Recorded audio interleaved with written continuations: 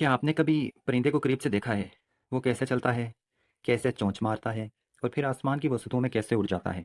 Emily Dickinson की मशहूर नज़म a bird came down the walk हमें एक परिंदे की ऐसी कहानी से रोशनास करवाती है। ये सिर्फ एक परिंदे की हरकतों का बयान नहीं, बल्कि ज़िंदगी, खौफ, आज़ादी और हुस्न फितरत की एक गहरी तस्वीर है। आइए, आज हम इस नज़म के पर्दे हटाते हैं और देखते हैं कि एक छोटे से परिंदे में कायनात के कितने बड़े राज छुपे हुए हैं। एमिली डिकिंसन, जो कि एक अमेरिकन पोइटेस थी, 1836 से लेकर 1886 तक, ये उनकी लाइफ टाइम, उनका लाइफ पीरियड है।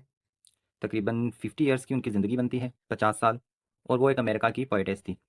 एमिली डिकिंसन के बारे में थोड़ा सा आपको बताते हैं पोम शुरू करने से पहले कि एमिली डिकिंसन वो एक सेक्लूजन की लाइफ गुजारती थी। जब वो बड़ी हो गई थी 25 से 30 ईयर्स के दरमियान, तो वो अपने घर से नहीं निकलती थी। फिर वो अपने घर में रहना पसंद करती थी और अपने रूम की खिड़की से वो जो उनके घर में नेचर के फूल थे, कुदरती, उनके घर में जो गार्डन लगा हुआ था, उनको देखती रहती और फिर अपनी पोइट्री करती रहती। तो चलें, आज की इस पोम में देखते हैं कि एमिली डिकिंसन का क्या नज़रिया था नेचर के बारे में और वो नेचर को कैसे देखती थी, और इस पोम के अंदर हमें और क्या एक्सप्लोर करने को मिलता है। A bird came down the walk, एक परिंदा नीचे उतरा या नीचे रास्ते पर उतरा। He did not know I saw, वो परिंदा नहीं जानता था कि मैंने उसे देखा है। He bit an angleworm in halves, उसने एक एंजल वॉर्म को, एक कीड़े को, जिसे हम अब अर्थ वॉर्म कहते हैं। तो विक्टोरियन एरा में जो एमिली डिकिंसन का टाइम पीरियड था, उस टाइम पर ओल्ड इंग्लिश में, जो आज से 200 साल पुरानी इंग्लिश है, 300 साल पुरानी इंग्लिश है, उस इंग्लिश में एंजल वॉर्म कहा जाता था। ही बिट, उसने काटा, एन एंजल वॉर्म, एक कीड़े को, इन हाफ्स, दो हिस्सों में, एंड एट द फेलो राह, और फिर उसे कच्चा ही निगल गया। राह हम कहते हैं कच्चे को। एट एट मतलब निकल गया उसको। तो पहले स्टेंजा में हमें पता चल रहा है कि वो नेचर की इतनी क्लोज ऑब्जर्वर थी कि वो देखती है एक परिंदा उतरा है, उसकी पूरी डिस्क्रिप्शन हमें वो बता रही है। उधर के परिंदे ने क्या किया है, एंजल वॉर्म जा रहा था, एक कीड़ा ज़मीन के ऊपर जा रहा था, तो उस कीड़े को उसने अपनी चोंच से दो टुकड़ों में तकसीम किया है। फिर उसका जो रॉ मटेरियल था, मतलब उसका जो जो पार्ट्स थे दोनों, उन दोनों को वो परिंदा। जब भी आप पोइट्री को देखेंगे ना, पोइट्री का फर्स्ट लेटर हमेशा कैपिटल होता है। हर लाइन का पहला लेटर देखोगे वो कैपिटल होगा। तो आप इन चारों लेटर्स को देख सकते हैं, चारों लाइन्स के फर्स्ट लेटर्स को, वो कैपिटल हैं। दूसरी बात, जो पोइट्री लिखते हैं तो पोइट्री हम लिखते हैं स्टेंजाज में।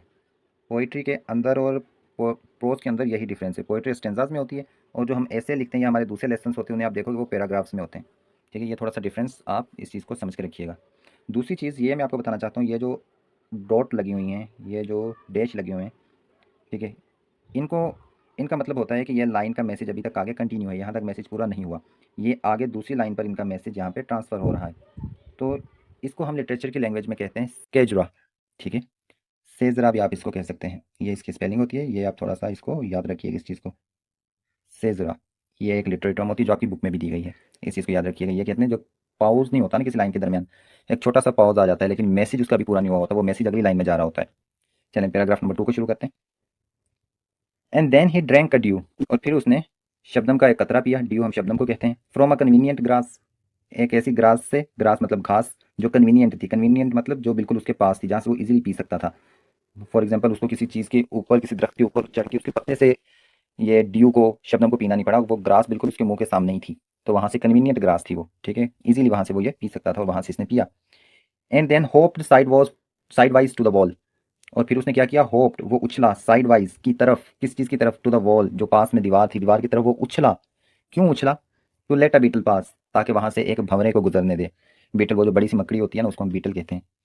तो वो जैसे ही नीचे से गुजर रही थी, इसने देखा तो ये उछला। ठीक है, आपने अक्सर देखा होगा परिंदों को, जब वो किसी ऐसी चीज़ को देखते हैं ना जिनसे उनको खतरा होता है, तो वो उछलते हैं, उछल के थोड़ा साइड में हो जाते हैं। तो जो, अगर इन्हीं 2 पैराग्राफ्स को हम देखें, तो ऊपर वाले पैराग्राफ में आपने देखा कि उसने एक एंजल वॉर्म को 2 हिस्सों में तकसीम कर दिया, लेकिन नीचे वाले पैराग्राफ में आप देख रहे हो कि जब एक बीटल वहाँ से गुजर रही थी तो वो खुद को बचा रहा था। तो ये नेचर का कंट्राडिक्टरी रूप जो है वो एमिली डिकिंसन हमें बता रही है। एक तो ये नेचर थोड़ी ब्रूचुअल होती है, थोड़ी सख्त है। दूसरा ये कि नेचर ये थोड़ी दयालु भी होती है, थोड़ी रहमदिल भी होती है। ग्लैंस्ड विद रैपिड आइज, उसने तेज आंखों के साथ देखा। रैपिड आइज मतलब, ग्लेंस का मतलब होता है देखना, रैपिड आइज, रैपिड कहते हैं तेज को, आइज कहते हैं आंखों को, लेकिन यहाँ पर रैपिड आइज का मतलब बनेगा कि उसने अपनी तेज नज़रों से, तेज निगाहों से इधर उधर देखा, ग्लेंस किया। दैट हरिड ऑल अराउंड, जो चारों तरफ तेजी से दौड़ रही थी, उसकी जो नज़रें थी वो हर्रेड हो रही थी। हर्रेड कहते हैं तेजी से दौड़ना। ऑल अराउंड, ऑल अराउंड मतलब चारों तरफ। They look like frightened beads, they कौन, दे हो रहा है रैपिड आइज। ठीक है, आइज को यहाँ पे दे से रेफर किया जाए। लुक्ड लाइक, ऐसे दिख रही थी जैसे फ्राइट एंड बीड्स, बीड्स हम कहते हैं मोती को, दानों को। जैसे डरे हुए मोती हो, डरे हुए दाने हो, या आप कह सकते हैं बिखरे हुए मोती हो। जैसे बिखरे हुए मोती होते हैं ना, वो कैसे लगते हैं आपको, ऐसे ही उसकी आंखें लग रही थी। अब देखें, एक और लिटरेरी टर्म यहाँ पर मैं आपको समझाता हूँ, ये लाइक। जब लाइक यूज़ करके हम दो चीज़ों का कंपेरिजन करवाते हैं, तो इस चीज़ को हम लिटरेचर की दुनिया में कहते हैं सिमिली। ठीक है, सिमिली। इसे हम क्या कहते हैं, सिमिली। सिमिली, सिमिली का मतलब होता है दो चीज़ों का कंपैरिजन करवाना जो एक जैसी ना हो, लेकिन हम जब कंपैरिजन करवा रहे होते हैं उनका, उनको एक दूसरे से तवाज़ना उनका करवा रहे होते हैं, तो हम वर्ड या लाइक यूज़ करते हैं, या फिर हम वर्ड एज यूज़ करते हैं। तो जब भी लाइक या एज को यूज़ करके दो चीज़ों का कंपैरिजन करवाया जाए तो उसको हम कहते हैं सिमिली। तो यहाँ पर सिमिली यूज़ हो रही है। आई थॉट, मैंने सोचा, ही अस्टीयर्ड हिज वेलवेट हेड। अस्टीयर्ड कहते हैं हिलाने को, ठीक है। वेलवेट, वेलवेट कहते हैं मखमल, हेड सर, तो उसने अपना मखमली सर हिलाया। मखमली सर हिलाया, इससे क्या मतलब है कि जैसे परिंदों को आपने देखा होगा कि वो जब खतरा महसूस करते हैं तो अपने सर को हिलाते हैं, और जब वो खतरा महसूस करते हैं तो एमिली डिकन्सन कहती हैं कि ये जो परिंदा था इसकी आंखें फ्राइट एंड बीट्स जैसी लग रही थी। उसने तेज़ नज़रों के साथ इधर उधर देखा। तो इस पूरे के पूरे स्टेंजाज में इसकी कंडीशन को बयान किया जा रहा है। परिंदे की जो कंडीशन थी, जो खौफ की कंडीशन थी, उसे लग रहा था कोई खतरा महसूस कर रहा है, मुझे कोई खतरा आने वाला है। Like one in danger cautious, वो कैसे अपना सर हिलाता है, जैसे कोई एक खतरे में हो और खतरे में मुहतात रहता है, तो वो मुहतात रह रहा है कि कोई खतरा है। ठीक है, अब देखिए पिछले स्टेंजा को आपने अगले स्टेंजा से लिंक करना है, तभी आपको ये चीज़ समझ आएगी। ये जो पिछली लास्ट लाइन थी हमारे स्टेंजा नंबर 3 की, इसका हम स्टेंजा नंबर 4 से कनेक्ट करेंगे तो हमें पूरी मीनिंग समझ आएगी इसकी। I offered him a crumb, crumb हम कहते हैं रोटी के टुकड़े को। तो एमिली डिकन्सन कहती है कि जब वो खतरे में, मुझे वो ऐसे दिख रहा था जैसे उसको खतरा फील हो रहा है, और मैं सामने से उसे देख रही थी, तो मैंने रोटी का एक टुकड़ा उसको ऑफ़र किया, उसे दिया। And he unrolled his feathers, और उसने अपने परों को, फीदर कहते हैं पर, अनरोल किया, खोल लिया। ठीक है, जब परिंदा उड़ने की तैयारी करता है तो हमें पता है कि वो अपने परों को खोल लेता है। And route himself for home, और फिर उसने क्या किया, नहायत नरमी से उड़ गया। अब आप कहोगे इसमें फ्लाई वर्ड तो यूज़ नहीं हो रहा, तो इसका ये मतलब कैसे है कि वो उड़ गया। तो यहाँ पर हमारे पास एक वर्ड यूज़ हो रहा है, रोड। रोड कहते हैं चप्पू चलाना। जब आप कश्ती के ऊपर बैठे होते हो तो एक बंदा कश्ती के ऊपर बैठकर, वो जो एक फट्टा सा होता है जिसको पानी के अंदर वो घुमाता है और कश्ती आगे चलती है, जिसको हम कश्ती रानी कहते हैं, तो उस चीज़ को कहते हैं चप्पू चलाना। इंग्लिश में कहते हैं राउड। हिम सोफर, नरमी से, होम। ठीक है, तो अब देखें ऊपर हमें पता है कि उसने अपने पर खोले थे, और परों को वो जब हवा के अंदर हिला रहा था तो वो ऐसे लग रहा था जैसे कोई बंदा कश्ती के ऊपर बैठकर चप्पू चला रहा हो। तो इस चीज़ को डायरेक्ट कंपेयर कर दिया फीदर्स को राउड के साथ। तो इस चीज़ को, ये डायरेक्ट कंपेरिजन है, तो इसको हम कहते हैं मेटाफर। ठीक है, पहले मैंने आपको बताया है कि जब लाइक और एज यूज़ हो जाए वो सिमिली होती है, लेकिन उसके अंदर लाइक और एज यूज़ हो रहा होता है। इसके अंदर कुछ भी लाइक भी यूज़ नहीं हो रहा, एज भी यूज़ नहीं हो रहा, डायरेक्ट कंपेयर किया जा रहा है, तो इसलिए इसको हम कहते हैं मेटाफर। ये भी एक टर्म है लिटरेचर की। And round him so far home, और वो नरमी से अपने घर चला गया, उड़ गया। स्टेंजा को समझते हैं। इसको समझने के लिए जैसे मैंने आपको पहले भी बताया था कि हमें फर्स्ट लाइन को लास्ट लाइन से कनेक्ट करना पड़ेगा। देन, जहाँ भी ये देन यूज़ हो, THAN, ये हम लगाते हैं दो चीज़ों को कंपेयर करने के लिए।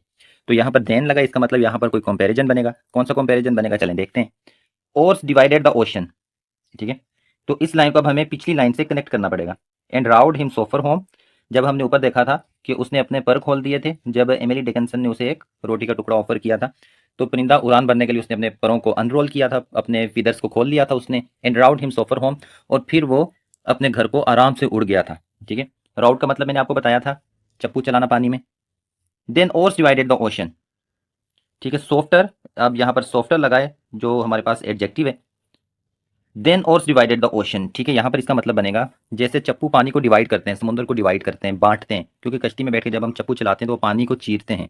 ठीक है, पानी को चीरते हैं, लेकिन उसकी आवाज़ बनती है, लेकिन वो एक, जैसे हम चप्पू चलाते हैं तो आप देखते हैं कि पानी के अंदर एक लाइन सी बन जाती है, जो कि बाद में मिट तो जाती है, लेकिन एक मूवमेंट के लिए वो बनती है।